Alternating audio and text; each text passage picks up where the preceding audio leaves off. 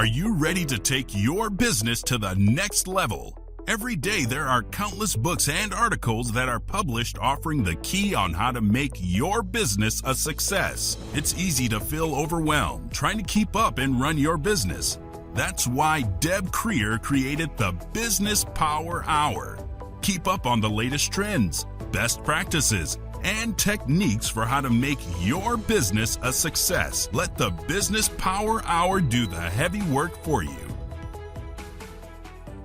Good morning, good morning. I am Deb Creer, and I am passionate about giving professionals the tools that they need to make themselves and their businesses as successful as possible.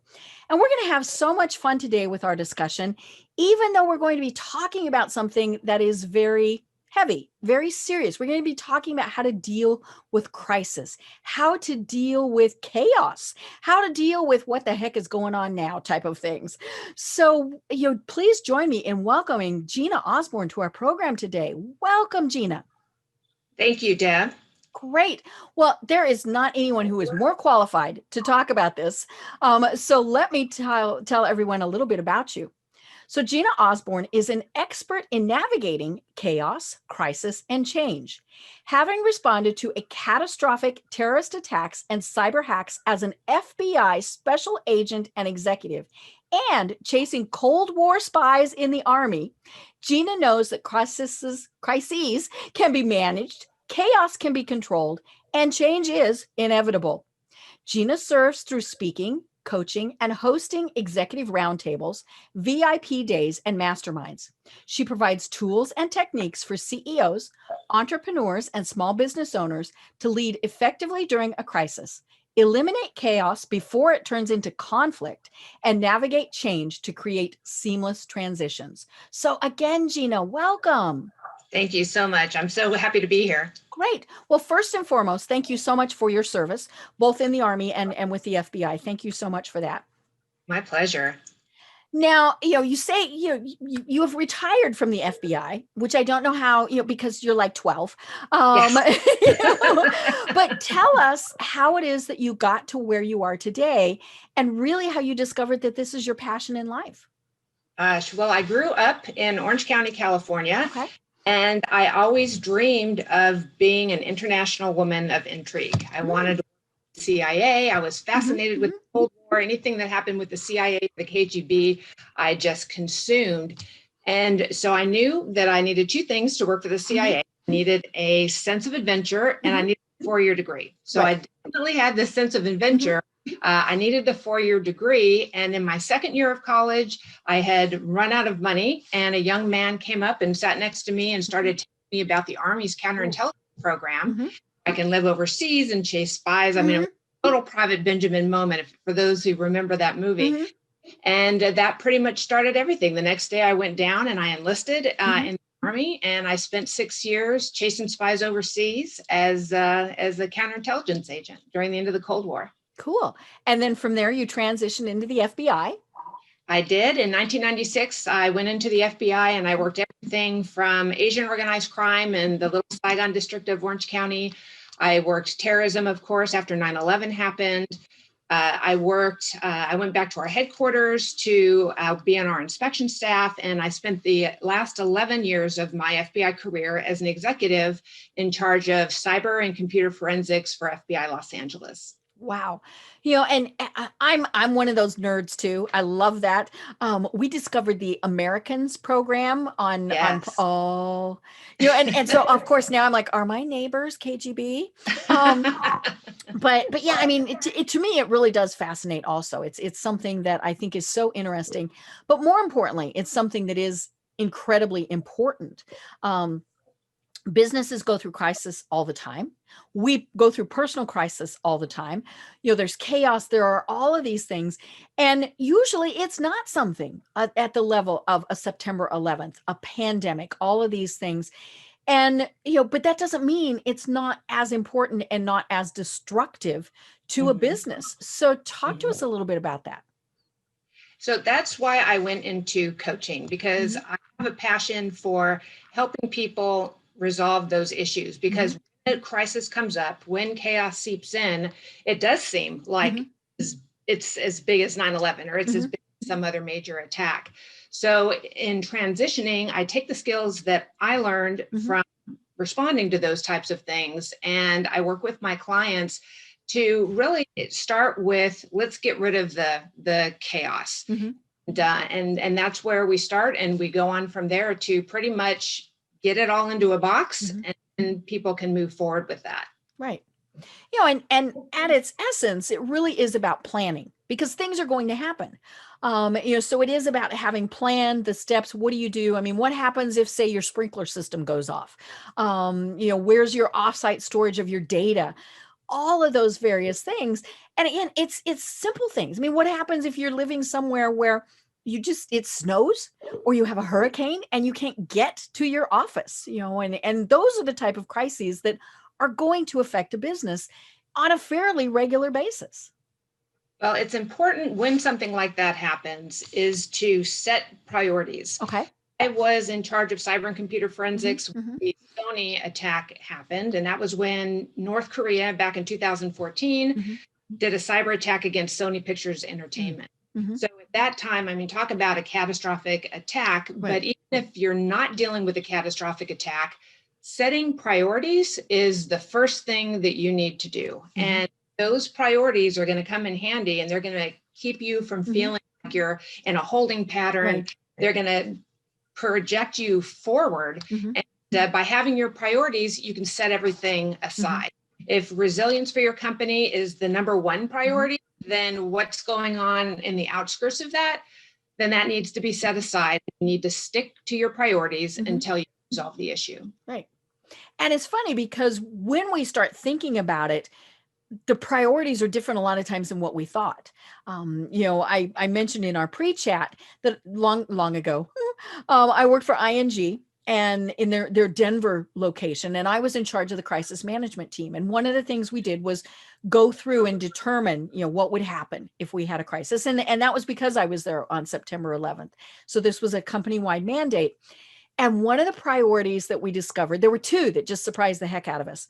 The first one was one of the most important things overall was that somebody get the mail, because people were mailing us checks. And, you know, and so, the mailroom thought, wow, we're really important. And then the other was, you know, there's this group, because we asked them all, you know, what are your priorities? Who deals with it? What if somebody gets hit by a car? I mean, you know, crises can be small, but have big effects. And, you know, one of the other things that we discovered, somebody said, oh, you know, we're not really all that important. Everything can be done off site, yada, yada, yada. And then somebody piped up and said, well, you know, there is that little report that we have to file with the state on the last day of every month. And I said, and what is this report? And they said, well, it's due to the insurance commission and blah, blah, blah. And I said, and what happens if that report doesn't get filed? And they said, well, we lose our insurance, whatever that companies have, and we could no longer do business. I said, excuse me, but that's pretty important. Sure. Yes, absolutely. You know, and so I think that's the thing that people have to really do is sit down, and it doesn't matter, you know, maybe you're home officing, or you've always home officed, or you're a big company. You know, how do people actually figure out what their true priorities are? Well, it's just a matter of, knowing what your crown jewels are. Okay. What is the most important thing in your company that's going to drive it forward, that you need to protect, that you need to have priorities around. But now, with everything that's going on with this pandemic, we're learning that our people are our most important resources, because they're dealing with so many things at home. So I think with so much chaos going in, let's move away from the crisis and talk a little bit about how we deal with chaos. Right. Because crisis is kind of like this thing happens, we have to deal with it. Chaos is more of a long-term, oh my gosh, what type of thing is going on type of thing. But I think we're inundated with chaos all the time if we allow that to happen. So what I talk to my clients is it starts with figuring out what we're tolerating in our lives, because you can tolerate certain things and maybe one thing isn't that big of a deal. But when you have 50 things in your life that you're tolerating, then that's when you lose your energy, it becomes a distraction. And when one more thing happens, you just can't take it anymore. So what I tell my clients is to make a list of all of the things that you tolerate. And that could go from the boxes in the garage that you've been meaning to unpack, or leaky faucet in the kitchen, and just write them all out. And it can go all the way up to relationships that just don't work. I tell them to start with the easiest things first. The leaky faucet. Once you get that fixed, you walk to the kitchen and you're feeling really good, because it's one less thing that you have to deal with. So, toleration is bad behavior by others towards you. It could be disrespect from other people, your boss or your coworkers. It could be arguments that we have with significant others that are never going to be won. But once you identify those things, or even empty promises to ourselves, how many times do we promise ourselves to do something and we don't do it? So if we write all of those down, prioritize them, and then eliminate those, that's going to make room in our lives where not only can we see the chaos coming, maybe we can prevent it from happening. Right. And it's interesting because it's exactly what you said. We can deal with this, we can deal with this, we can deal with this, but then one more thing comes along and you fall apart, or you lose employees, or something major happens. That's true. That's true. And that's where a lot of us before COVID, that's how we were living our lives. Everyone would say, we're so busy, we're swamped, would use words like that to describe their lives. So that kind of means that I've got a little too much on my plate. But again, when you eliminate some of those things, it goes back to priorities. You're not dealing with anything that's not a priority. You're dealing with just the priorities. You're getting rid of all of the things that are making your life go awry. And now you're able to have a little bit more control over what your life is. Right. And the biggest thing is, of course, the fact that people want that control. We don't like feeling out of control. And let's be honest, this pandemic, we have no idea what's going on. And then you kind of toss in the little political things that are going on right now. Sure. And, and it just adds to it. I mean, I'm in Georgia, so we still have politics going on here because we have the 2 senatorial races that are going. And so there's all of that that's going on. So there's just kind of this bubbling of things that are happening. And as I said, we don't like not being in control. So have you discovered that things have changed a lot, or maybe it's just that we now all of a sudden recognize them because of the pandemic and things that are going on? I think there's a lot more internal chaos that's going on with people right now. That's what we need to eliminate. So you're talking about the news. You see things on the news all day long. Some people are watching the news 8 hours a day. I mean, it's on all of the time. That's when you have Turn to ask it off. Exactly. Is this a priority for me? Is being inundated with what's going on every minute of something that I can't control? Do I need to have that in my life? Is that a priority? Or can I set that aside and focus on other things to move my business forward, to move myself forward, to move my family forward? Those are the types of questions that you need to ask yourself. Do I really need to have a conversation about how the world's going to end with my neighbor every day? All that's doing is bringing you down. That's not a priority. So move it off your plate. Right. Yeah, because there really is just so much right now that we can't control, but having that plan in place. And the funny thing is we never knew that we were going to need this plan in place. One of the big things is technology. I was talking with someone, and this was several months ago, where she was still struggling with the fact that she's working from home, her husband is working from home, and she's homeschooling.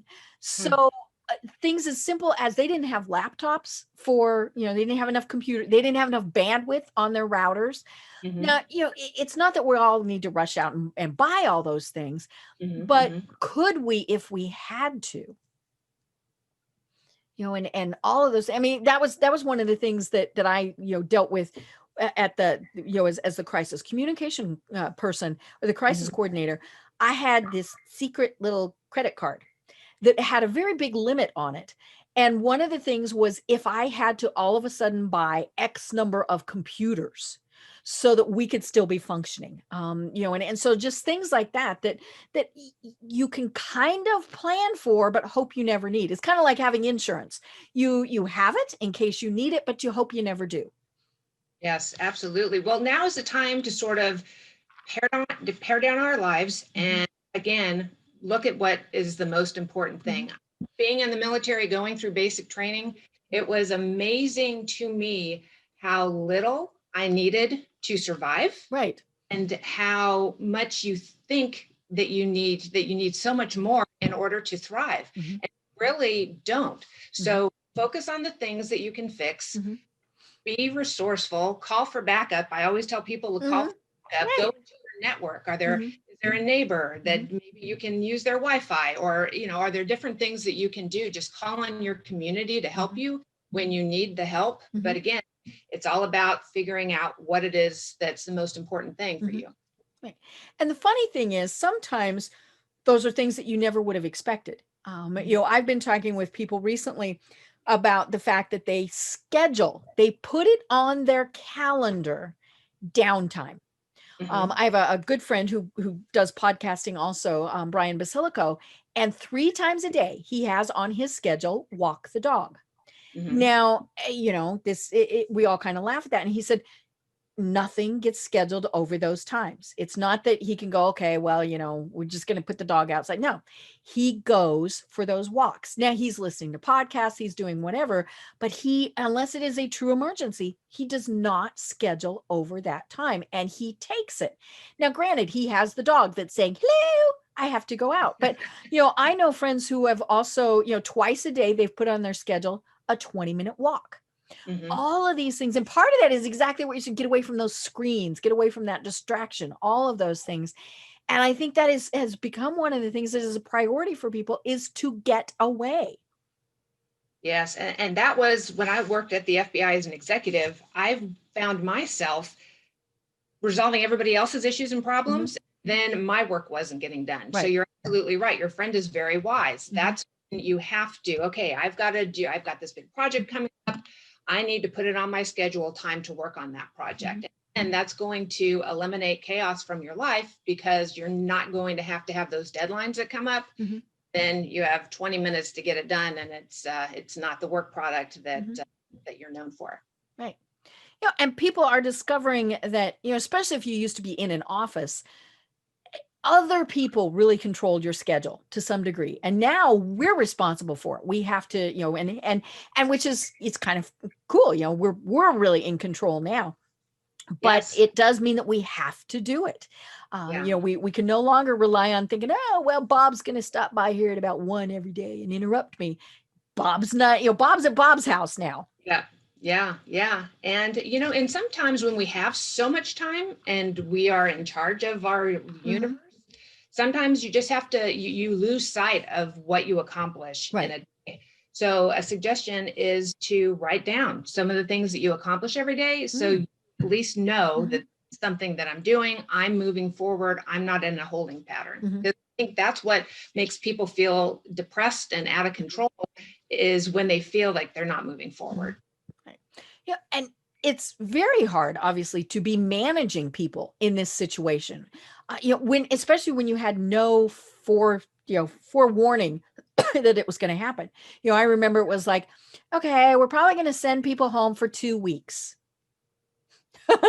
Yeah. It's like Gilligan. Gilligan went on that really long 3-hour tour. These are the longest 2 weeks that, that we have ever experienced. There are, like my husband, I mean, he got word a couple of days ago that he is not to be back in his office until July of next year. It's not, hey, we're going to get through the holiday season. And part of that is exactly what we're saying. It's planning. Okay. You're going to be home that long, because initially so many people didn't have the equipment. They didn't have the space. They didn't have desks. They didn't have all of those things. So you kind of went for a couple months thinking, I can wing it.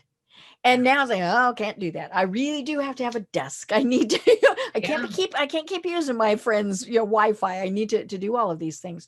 So, that's been one of the interesting things with this, is that we kind of put it off. And it's like you said, it's the tolerations. I'll tolerate having my computer on the kitchen table. I'll tolerate having all the interruptions. And then pretty soon it's like, nah, can't do that anymore. Yeah. And it's also acceptance. Accepting the fact that we're in the situation that we're in, And we can fight it all day long if Mhm. that's where we want to put our energy. We can be upset with whatever's going on in the world. Mhm. Again, with all of those things that are out of our control, Mhm. really now is the most important time for us to accept what's going Mhm. on, accept our reality, Mhm. and do what we need to do in order to move forward. Right. And I think that we've all pretty much come to the conclusion that obviously it's not going to be the same. Mhm. We're not going to go back to January of 2020, how we were functioning. I Mhm. think many businesses to some degree, if not 100%, are going to continue with people working from home for a variety of reasons, not the least of which is it's a lot less expensive for many companies.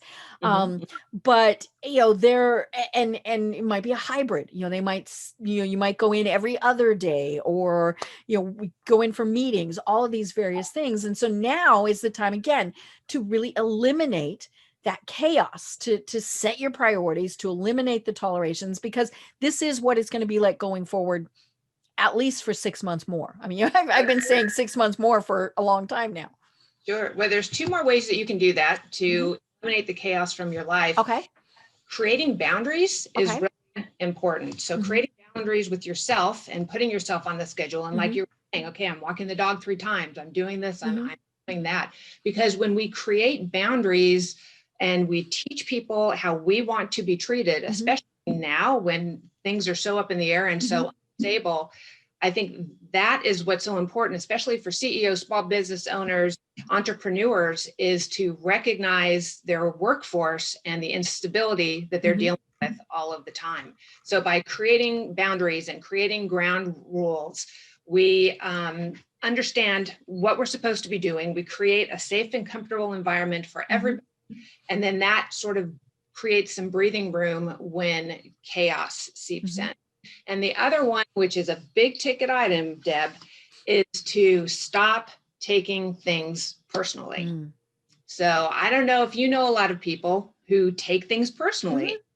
How much, when they do that, it Mhm. becomes all about them. Right. It becomes even more chaotic because Mhm. that person is either inserting themselves.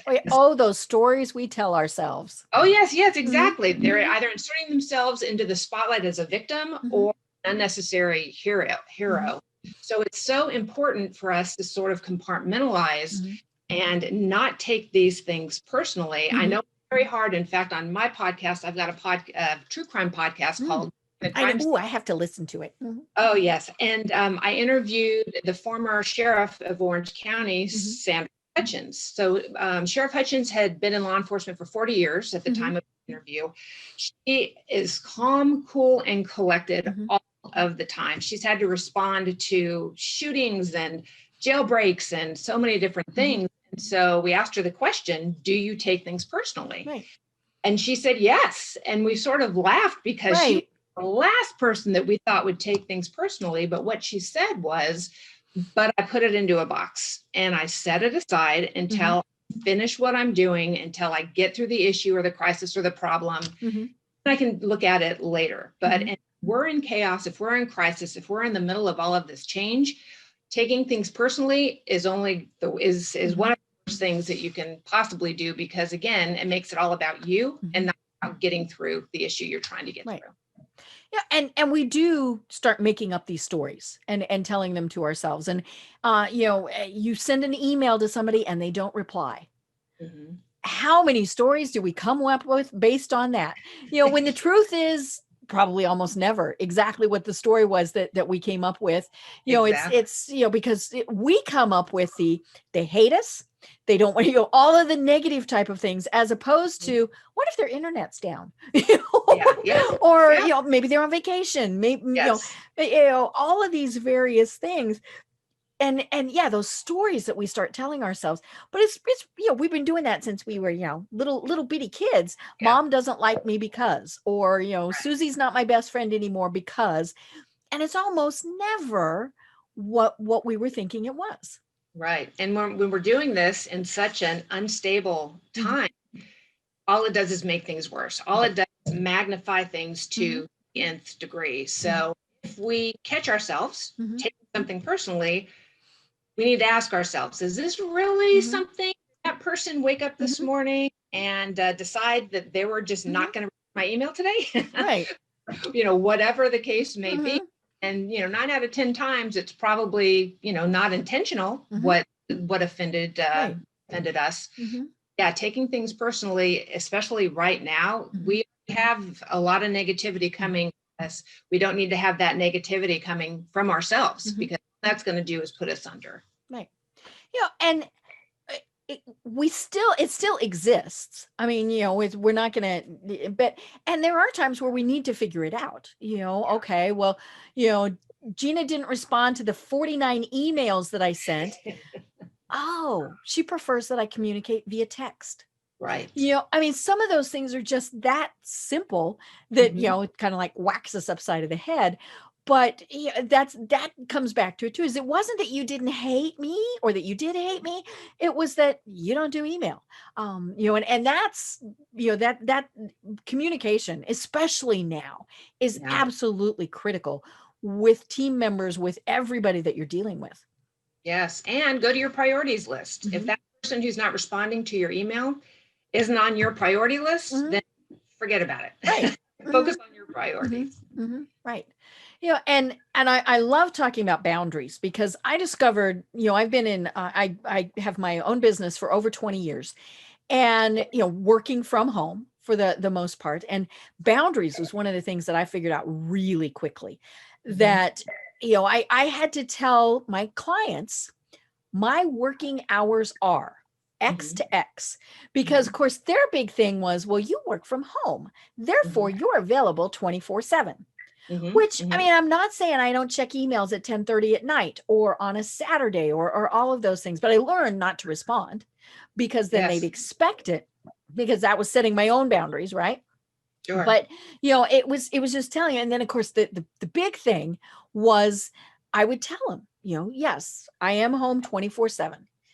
However, and things happen, if you need me to be doing something on it, after business hours, more than happy to do it, but it will cost you more. Yeah. And then their priority went ka-ping.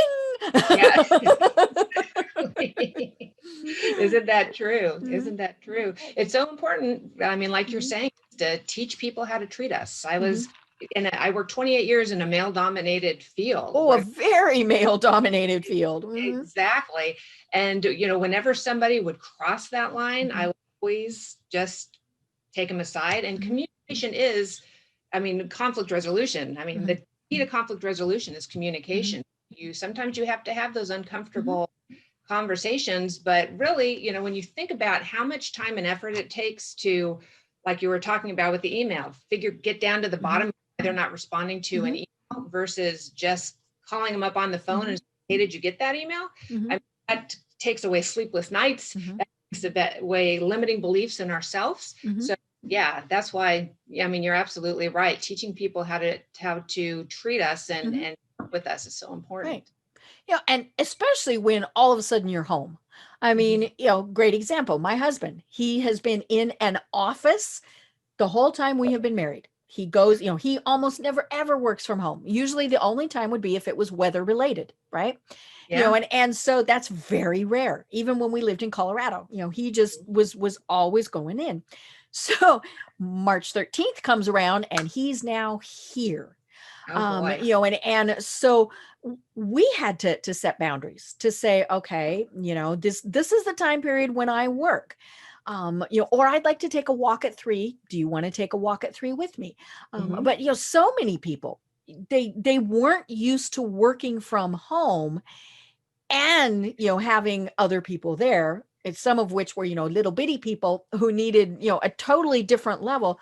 Yeah. But, it's okay to tell the kids, you know what, mom's working now. Dad's got to be working on this project. Now, obviously there are constraints. You can't tell the 3-year-old, you can't come interrupt me. Exactly. But yeah, just letting them know. It's funny. One of the things, now I didn't buy it, but I thought about it. I almost bought a light on Amazon that said on the air, Yeah. Because I was, when I'm recording this, I thought about having that so that I could turn it on, and it's just cute because radio stations have the things that say on the air. And so that my husband would know not to interrupt me. Now, I saved the $30 because my husband knows if she's sitting there talking to herself, because I have a headpiece in, I shouldn't go interrupt. But yeah, I mean, just little things like, a sign on the door or the door being closed, it's communicate that with your family. Yes. Yes. And then you don't have to have that fight all the time. Right. Mm-hmm. That's something we're trying to avoid. We don't want more chaos. We want less chaos. So setting up those ground rules, you're very wise to do that, for sure. Well, and you have to set them for others too. Like I said, I've been home officing for many, many years. And so my friends, oh, you're home. Why can't we go to a movie? And now, of course, the nice thing is it's your schedule. So you could decide to go to the movie, but it was like, no, I'm home working. Yeah. Might not seem like it because I'm in a t-shirt and shorts, but I'm home working, and all of those various things. Oh, yeah. And I hear a lot from people that it's the social media that takes them down. Right. You have to you set especially now. Oh, yeah, because everybody's saying something at any given time. So, I have people who won't look at their social media until 5 o'clock at night. So they do all the work all day, and then that's the time, they'll spend an hour or 45 minutes or an hour, however long they want to do it, but it doesn't interfere or interrupt in their work. Right.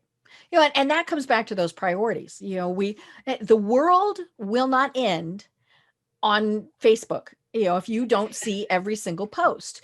If it's a priority that I see all of your posts, great. I go back and I look at them later, all of those various things. And if there's truly an emergency, okay, there's different ways to reach people. It's not, posting on Twitter. But yeah, it's interesting that, but we've been trained, and especially the younger generation. I mean, I did not grow up with these toys, so it's not my first inclination, but I am still pretty attached to my phone.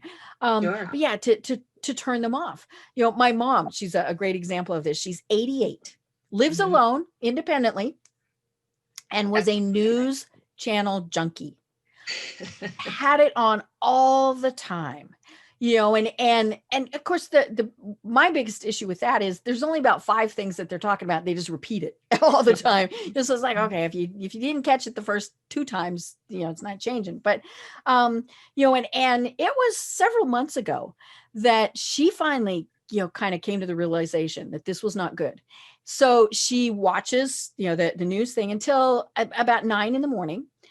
And then she switches to, as she calls it, the Hallmark. So she switches to Hallmark movies, and because Hallmark movies are as sweet and as sappy and as happy ending as you can get. And you didn't even have to watch them. They're going to get married in the end, or at least get engaged. So, you can wander off, you can not be paying attention, and you know how it's going to come out. You can even change movies and it still comes out the same.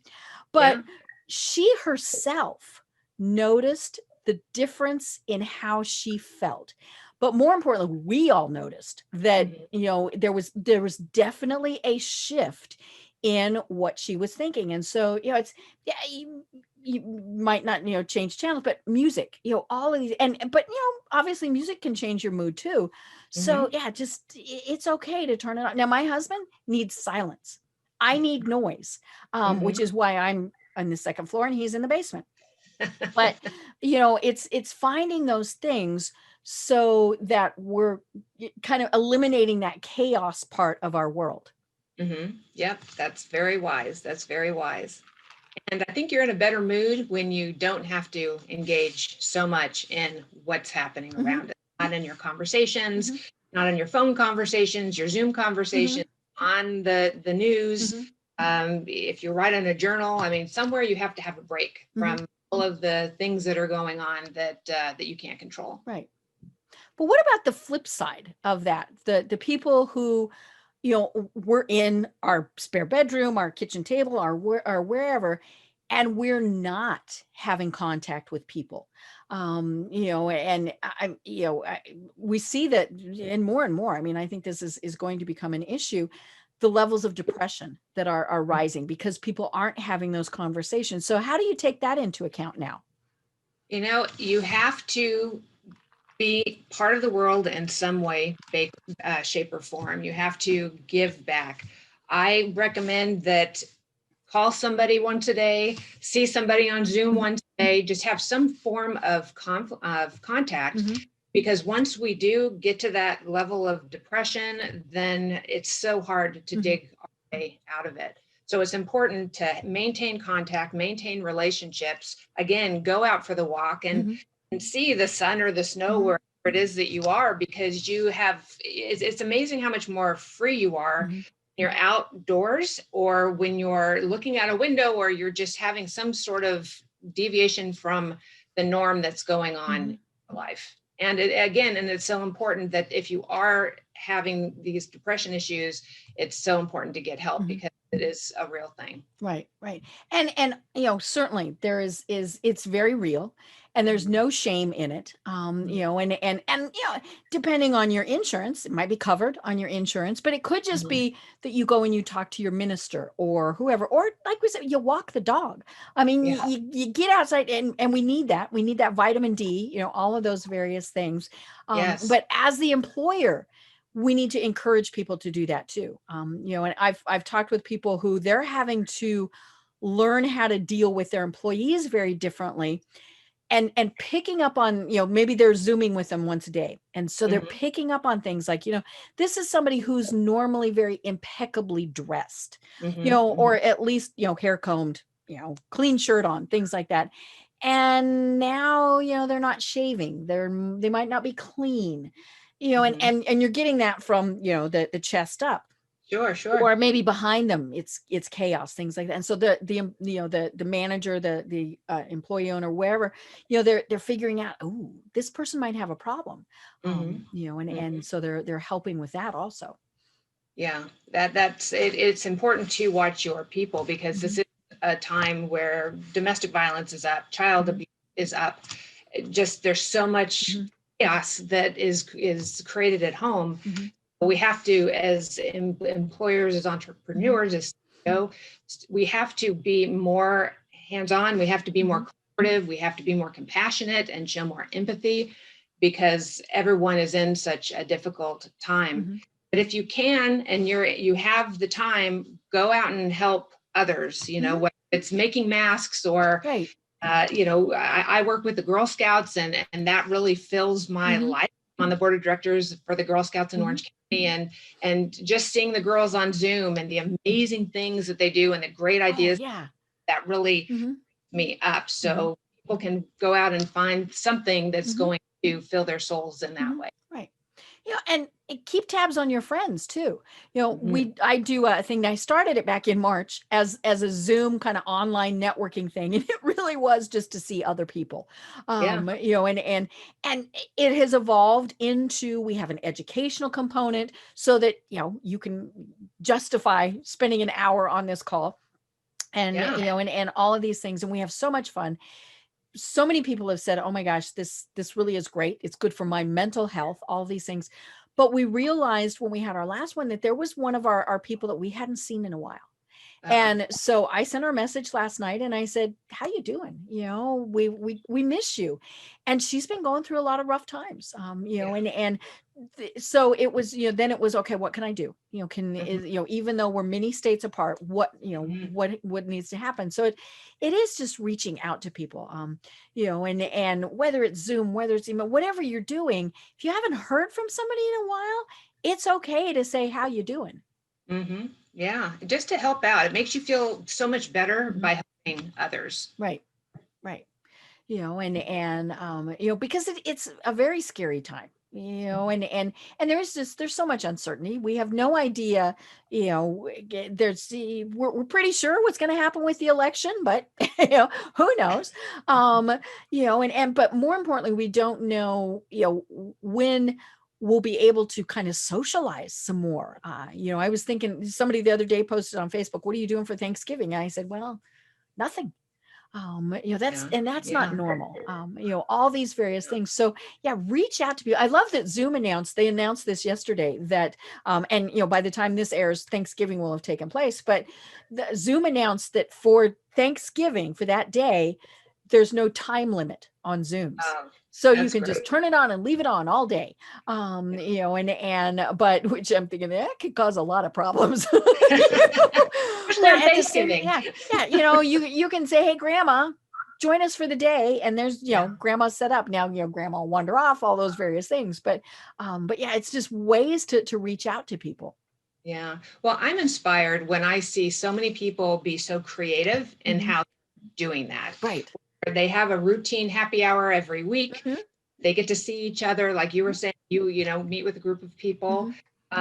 I've seen both sides. I mean, I've seen really, really dark things when I was in law enforcement, but then I'm seeing now, and when I go out and speak, and I'm speaking virtually now, but just seeing what people are doing to help others to reinvent themselves. I mean, I see a lot of promise in where we go from here.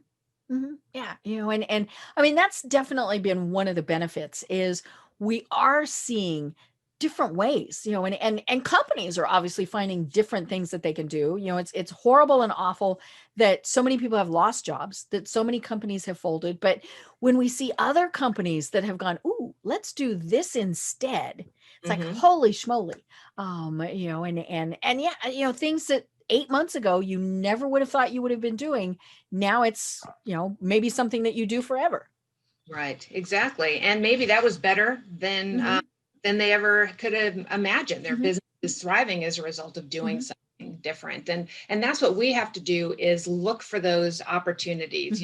Chaos and cost, especially within change, that's where we can find opportunity. That's where we can grow those opportunities into something where we're going to thrive with them. Yeah. Yeah. We always say, change is the one thing that's always going to happen.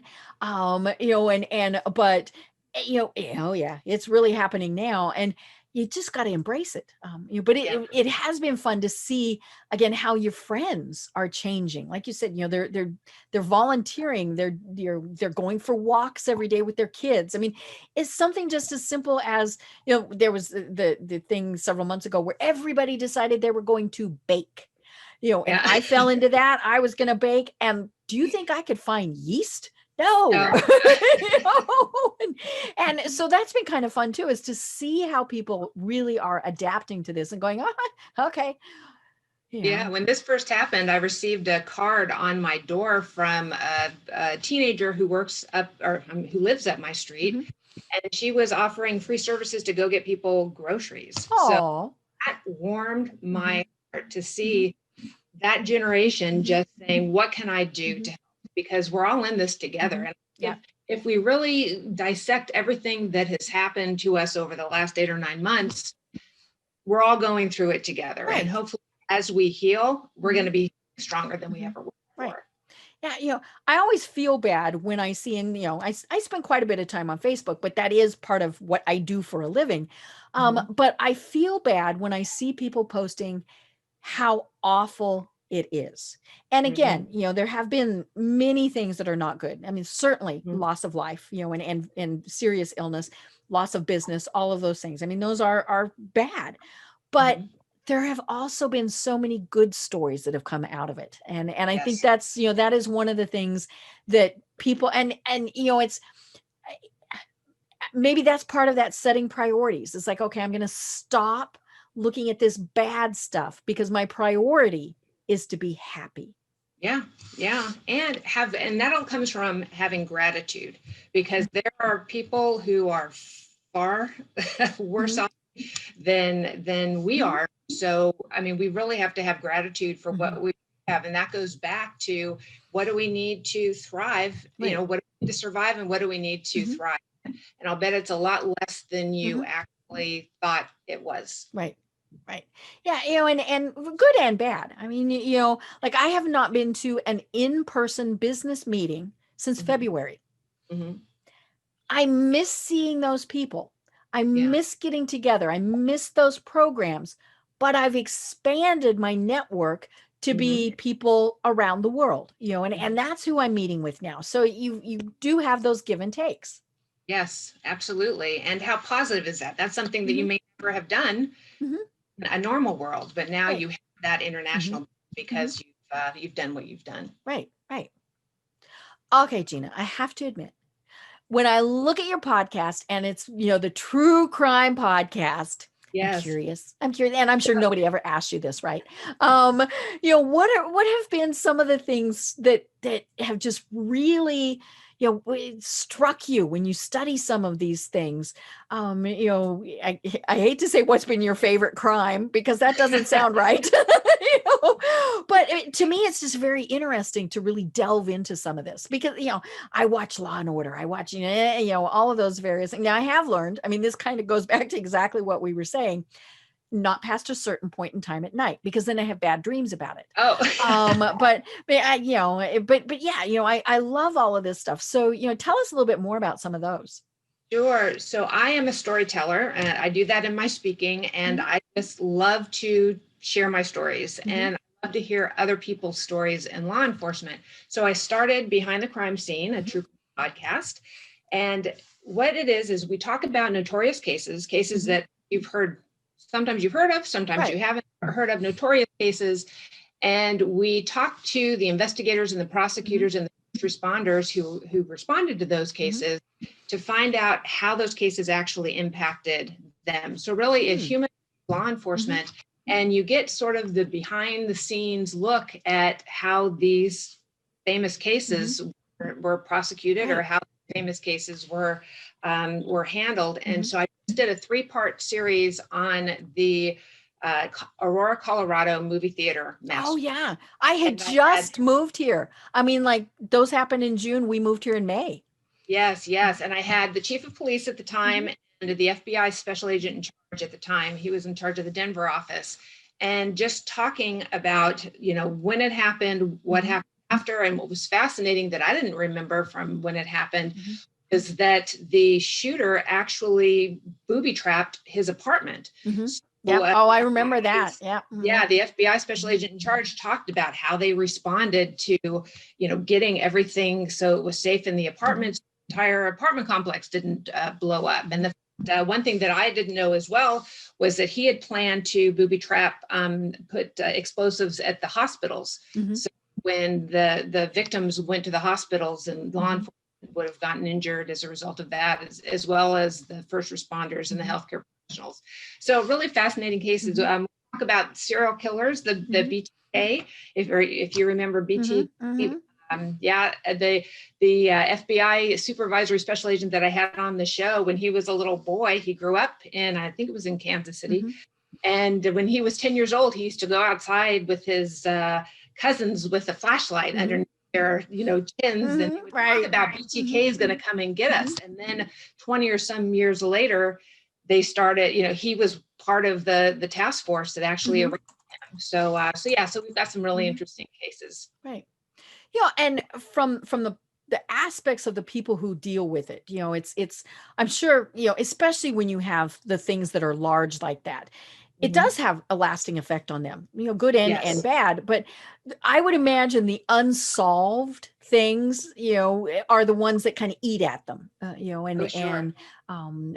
it is very strange. I mean, especially having lived in Colorado. I mean, I lived there during Columbine, and knew several people that were very directly affected by that. I knew somebody who was affected by the Aurora shooter, all of those things.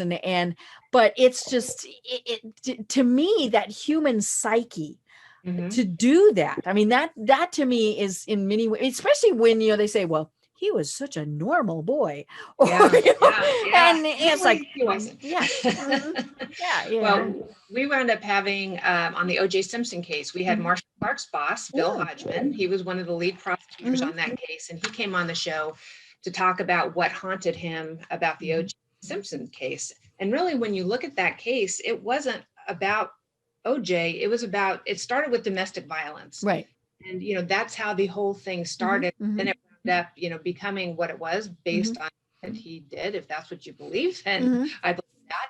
But it was fascinating to hear Bill Hodgman. He spent so much time with the evidence. He takes about 6 minutes on the podcast to talk about exactly what happened at Nicole's condo between OJ and Nicole and Ron Goldman. And it's really fascinating.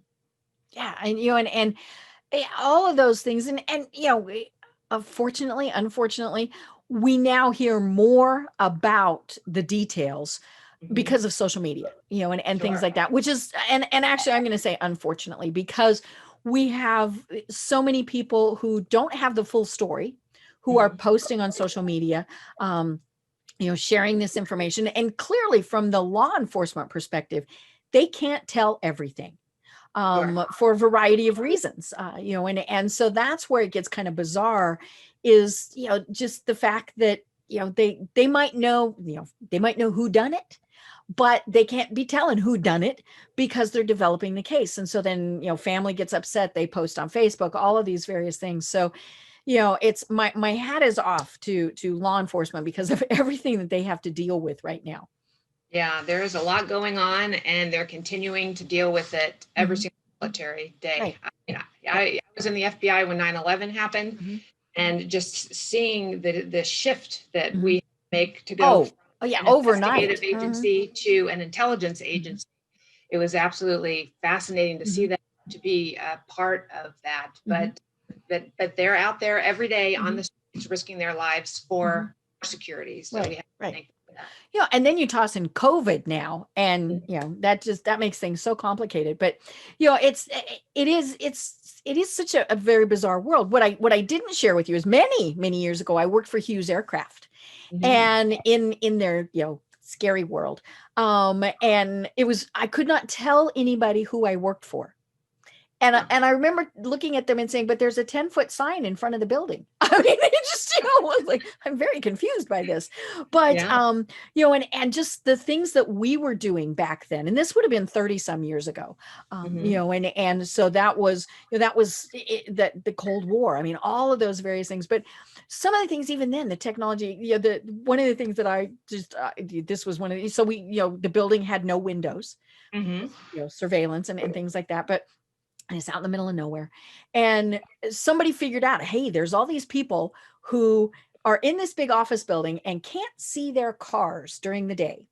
Uh-huh. And so we started having this rash of burglaries, where they were going and breaking into the cars. And literally nobody was looking out because we had no windows. I mean, it looked like the building had windows, but they really weren't windows.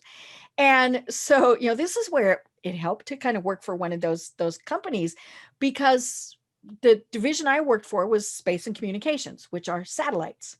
And so what did they do? They just moved one of their little satellites and zoomed in on, and they literally had the license plate of the car that was going around with people breaking in. And I remember the local law enforcement was just blown away by this. I mean, but yeah, I mean, it was just the funniest thing, because it was like, oh, okay, well, hey, we'll help you out.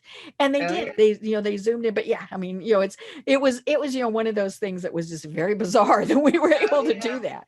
Yeah. Well, having worked cyber for the Mhm. FBI and leading that team, unbelievable talent Mhm. that we have. Oh yeah. And it was completely different. I mean, I was a knuckle dragger working organized crime back in the day, but then to see these cyber Mhm. professionals, their job, it's like a chess game with their adversaries, Oh. Mhm. because adversaries are so Mhm. smart and on the cutting edge of so Mhm. many different things. So it was absolutely fascinating to watch Right. that.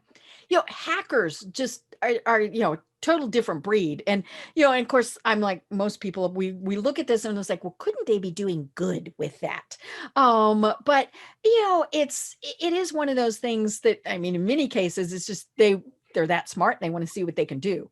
And But then they get arrested and then they yeah. want to help afterward. Right. Yeah. Yeah. Because we saw it in that TV show, right? Yeah, exactly. But yeah, I mean, I can imagine that, you really can tell, or can't tell, a lot of fascinating stories, about your career. And so, but I'm sure it was just, so fulfilling to be able to do what you did. It really was. And that's why I really enjoy what I'm doing now. Mhm. Because I love serving my Mhm. community. I love helping people. Mhm. This gives me an opportunity Mhm. to help people through my speaking and through my Mhm. coaching to get through difficult times. Right. And I Right. really enjoy that. And I love working with women as well, especially doing presentations to Mhm. women. I've got a presentation that I give called Lead Like a Lady. And if Mm. anybody would have accused leading like a lady 20 years ago, I would have been offended. Right. But then, Oh, yeah. but then I realized that, our leadership skills are, as women, were pretty much the same as they were when we were girls. If we were Right. collaborative, if we were communicative, if we were problem solvers. And it's so important for us to embrace those and trying to be something we're not, especially in working in male-dominated fields. So that's probably my favorite presentation, just because I have so much experience in that. I love it. Well, tell us more about the services that you provide. So I do speaking, and really what I'm doing is focusing on getting through chaos, crisis, and change. And so I do presentations, and now I'll do presentations virtually. Before I was going out and seeing people. I do women's groups. I like to tell my story and help the future leaders of America to get out there and have the confidence they need to thrive and be the best that they can be. And then I also coach, and I will coach people for. I have a 4-month program, and I have a 1-day program. So people will just call me with whatever issues that they have relating to, help me get the chaos in my life, help me set my priority, help me create these boundaries. So I'm able to help them doing that. And people can get more information from my website at GinaLOsborn.com. Perfect. I love it. And there's also a link there to your podcast. So for the other people like me who are junkies on that and think, ooh, that's cool. You can go there. And you can go to behindthecrimescene.com if you want to see the podcast. But Deb, for your listeners, I'm so excited to be here. If they go to GinaLOsborn.com, I have a ebook, free for people, and it is the 7 key ways to eliminate chaos from your business and from your life. Perfect. So if your website is free of charge, and also if you, share it with your friends, because everybody needs to get out of the chaos. I love it. And we'll have the link to that on our show notes too. So great. Thank you so much for that.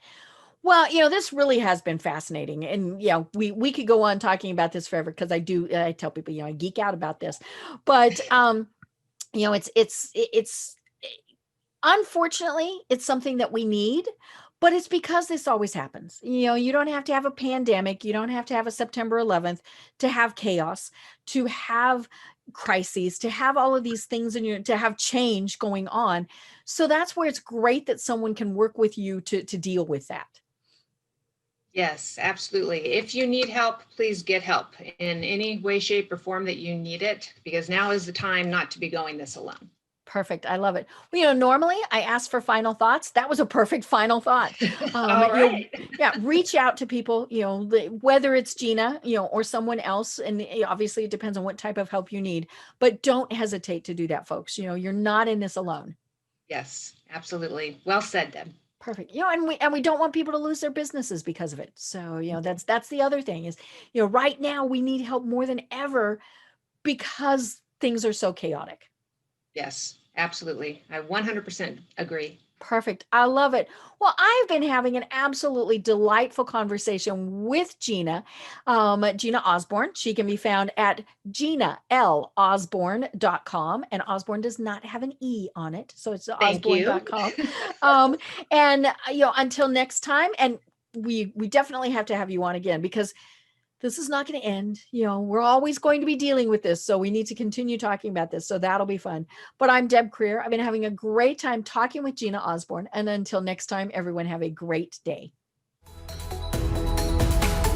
Tune in for our next program for even more trends, best practices, and techniques for how to make your business a success. The Business Power Hour, hosted by Deb Creer, is proud to be part of the C-Suite Network.